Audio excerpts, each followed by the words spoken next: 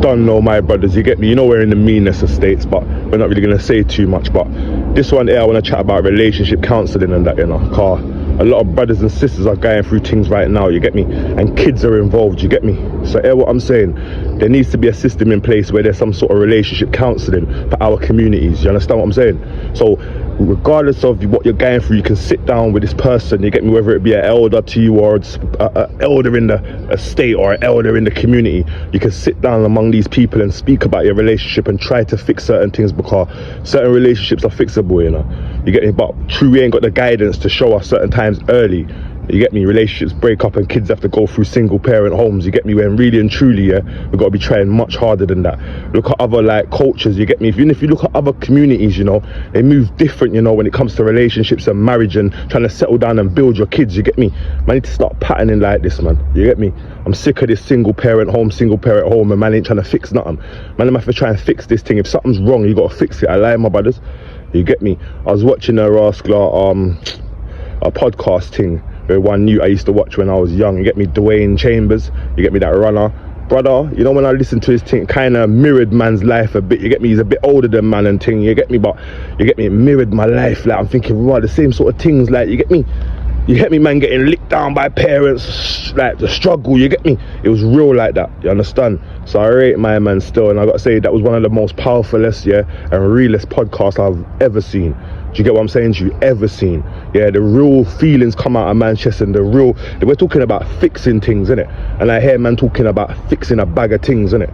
This is what I'm talking about. So big up your chest, my brother. I love to see you on the couch sitting down, because it's about adversities that we go through and what makes us stronger. And I see he went through his thing, he picked himself back up, and he's speaking the right word now, innit? That's what it's about, brothers and sisters, you get me? So I love to see that still, man. Don't know, big up yourself, Dwain Chambers, you get me?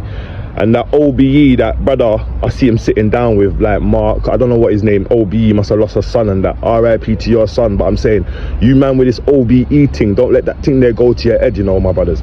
Yeah, remember where you're fucking coming from. Forget this OBE thing. Remember, we're from the sticks. It's like, you see what I come to clock, yeah? Whenever like an incident happens, yeah, and the government feel fucking to blame for the thing, yeah, they'll give you an OBE. Damiola Taylor, give the father OBE. My brother there, Mark brother, yeah? OBE, lost your son, OBE. You get me? The Preddy brothers, you get me? Cousins started spitting up against them, boom, boom, boom, OBE. If you check it, and there's much more man can line up, you know? You get me? When the government do you wrong, they think they can nice you down and tell you, cool off with the OBE or MBE, and you're just cool now, you get me? Fuck the MBE, fuck the OBE.